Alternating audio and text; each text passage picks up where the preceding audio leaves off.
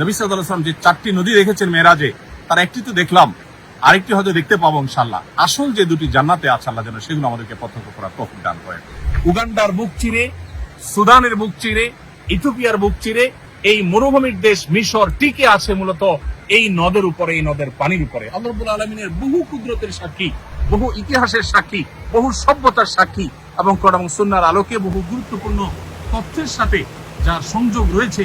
পানিগুলো কিন্তু বেশ স্বচ্ছ এবং পরিষ্কার এবং অনেক মাছ কিন্তু আমরা দেখতে পেয়েছি এখানে পানকড়ি তারা এখানে অবস্থান নিয়েছে। এটা তাদের মিটিং পয়েন্ট বলতে পারে। আসসালামু আলাইকুম ওয়া রাহমাতুল্লাহি ওয়া বারাকাতুহু। আলহামদুলিল্লাহ ওয়াসসালাতু ওয়াসসালামু আলা রাসূলিল্লাহ ওয়া বাদ।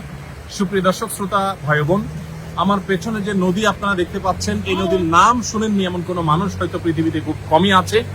এটা হলো সেই ঐতিহাসিক নীল নদ, যে নীল নদের কথা কোরআনে ইঙ্গিত করা হয়েছে, যে নীল নদের আলোচনা রয়েছে নবী করিম সাল্লাল্লাহু আলাইহি ওয়াসাল্লামের হাদিসে। যেই নীল নদের উপর দাঁড়িয়ে আছে পৃথিবীর অনেকগুলো সভ্যতা, যে নীল নদের উপর ভিত্তি করে নির্মিত হয়েছে মানব ইতিহাসের বহু বড় বড় ঘটনা। আমরা জানি কোরআনে কারীমে আল্লাহ রাব্বুল আলামিন মূসা আলাইহিস সালামের মাকে নির্দেশ করেছেন আনিকলিফিহি ফিত তাবুতি ফাখদিফিহি ফিল ইয়াম, অর্থাৎ শিশু মূসাকে অত্যাচারী ফিরআউনের কবল থেকে রক্ষা করবার জন্য আল্লাহ তাআলা তার মাকে নির্দেশ করেছেন যে তুমি একটি কাঠের বাক্সে ভর্তি করে তাকে নদীতে ছেড়ে দাও। অনেক ইতিহাসবিদ এবং অনেক তাফসীরবিদদের মতে এটা সেই নদী যেটাকে আল ইয়াম বলে কোরআনে বোঝানো হয়েছে। এছাড়া বুখারী এবং মুসলিম একযোগে বর্ণনা করেছে যে প্রিয় নবী সাল্লাল্লাহু আলাইহি সাল্লাম মেরাজে আল্লাহ রাব্বুল আলামিনের অসংখ্য যে কুদরত তিনি প্রত্যক্ষ করেছেন, তার মধ্যে থেকে একটি কুদরত ছিল যে আল্লাহ রাব্বুল আলামিন তাকে 4টি নদী দেখিয়েছেন। যে 4টি নদী নবী করিম সাল্লাল্লাহু আলাইহি সাল্লাম প্রত্যক্ষ করেছেন মেরাজের রাতে, তার দুটি হলো বাতিনি বা অদৃশ্য, যে দুটি নদী প্রবাহিত জান্নাতে, আর দুটি নদী প্রকাশ্যে পৃথিবীতে প্রবাহিত। তার একটি হলো এই নীল, আরেকটি হলো ইরাকের ফুরাত।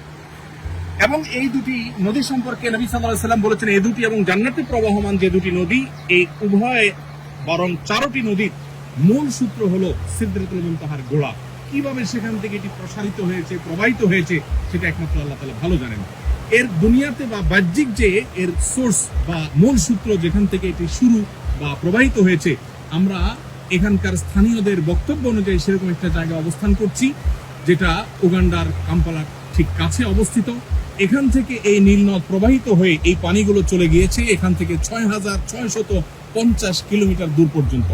সুবহানাল্লাহ, আল্লাহ তাআলা একটা সৃষ্টি কত বিশাল হতে পারে, কত বড় হতে পারে, তার জ্বলন্ত একটা সাক্ষী হলো এই নীল নদ। যে নীল নদের এক পাশ থেকে আরেক পাশ অনেক বেশি বড় নয়, কিন্তু এই পানিটাই প্রবাহিত হতে হতে উগান্ডার বুক চিরে, সুদানের বুক চিরে, ইথিওপিয়ার বুক চিরে সেই সুদূর মিশর পর্যন্ত চলে গেছে। এবং এই মরুভূমির দেশ মিশর টিকে আছে মূলত এই নদের উপরে, এই নদের পানির উপরে। আল্লাহ রাব্বুল আলামিনের বহু কুদরতের সাক্ষী, বহু ইতিহাসের সাক্ষী, বহু সভ্যতার সাক্ষী এবং কোরআন এবং সুন্নাহর আলোকে বহু গুরুত্বপূর্ণ তথ্যের সাথে যার সংযোগ রয়েছে, এটা সেই ঐতিহাসিক নীল নদ। আল্লাহ রাব্বুল আলামিন তার এই সমস্ত সৃষ্টি থেকে আমাদেরকে শিক্ষা গ্রহণ করবার তৌফিক দান করেন। একটি তথ্য আমরা জানিয়ে রাখি যে নীল নদকে আমরা যদিও অনেকে জানি, নীল নদকে আমরা অনেকে মনে করি এর পানি নীল, এজন্য হয়তো নীল নদ বলা হয়। মূলত নীল এটি সেই গ্রিক শব্দ থেকে এসেছে। অনলাইনে সার্চ করলে আমরা অনেকেই দেখতে পাবো। সেখান থেকে এটি ল্যাটিন আমেরিকান শব্দে রূপান্তরিত হয়ে সেখান থেকে ইংলিশে রূপান্তরিত হয়ে আজ সেটাকে নীল বলা হয়। এটি নীলজ থেকে শুরু হয়েছে, বিভিন্ন রূপান্তরের মধ্য দিয়ে পর্যন্ত এসেছে। গ্রিক ভাষায় নীলজ বলা হতো নদীকে, তো সেখান থেকে মূলত এই শব্দটা রূপান্তরিত হয়ে নীল নদে এসেছে। পানি মূলত নীল এমনটা নয়, কোন কোনো জায়গায় স্বচ্ছ হওয়ার কারণে একটু নীলাভ হয়তো দেখা যায়, সেটা ভিন্ন বিষয়, কিন্তু এর সাথে কালারের কোনো সম্পর্ক নেই। তো আল্লাহ তাআলার অসংখ্য অজস্র কুদরত আল্লাহ তাআলা আমাদেরকে দেখার মতো এই পৃথিবীতে রেখেছেন। তার মধ্যে থেকে একটা এই কুদরত। আমরা যদিও উগান্ডা এসেছি একটি দিনী প্রোগ্রামকে কেন্দ্র করে, আমাদের প্রবাসী বাংলাদেশি ভাইদের উদ্যোগে আয়োজিত একটি দিনী প্রোগ্রাম ছিল, সেখানে আমরা শরীক হয়েছি। সেখানে বাংলাদেশি ভাই বোনদের মিলন মেলায় পরিণত হয়েছে এবং সেখান থেকে আলহামদুলিল্লাহ আমরা এসেছি এই লেক দেখার জন্য, এই নদী দেখার জন্য। আল্লাহ রাব্বুল আলামিন আমাদেরকে তার সমস্ত কুদরতগুলোর প্রত্যক্ষ সাক্ষী হয়ে সেখান থেকে শিক্ষা গ্রহণ করা, আমাদের ইমানকে শক্তিশালী করার তৌফিক দান করুন।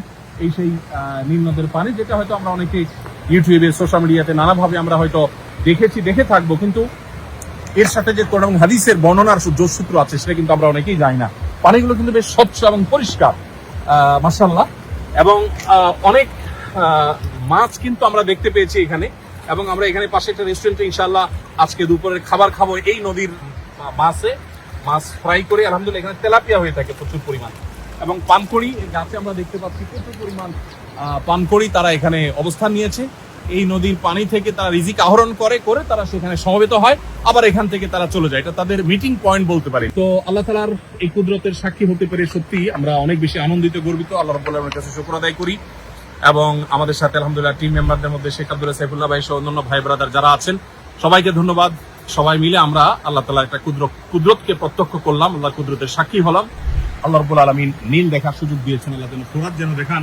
আর তার চেয়ে বড় আল্লাহর কাছে আবদার বা আল্লাহর কাছে দোয়া এবং দাবি হলো, আল্লাহর কাছে চাওয়া হলো, নবী সাল্লাল্লাহু আলাইহি ওয়াসাল্লাম যে 4টি নদী দেখেছেন মেরাজে, তার একটি তো দেখলাম, আরেকটি হয়তো দেখতে পাবো ইনশাআল্লাহ। আসল যে দুটি জান্নাতে আছে আল্লাহ যেন সেগুলো আমাদেরকে প্রত্যক্ষ করার তৌফিক দান করেন। জাযাকুমুল্লাহ খাইর। আসুন্নাহ ফাউন্ডেশন, উম্মার স্বার্থে সুন্নাহর সাথে।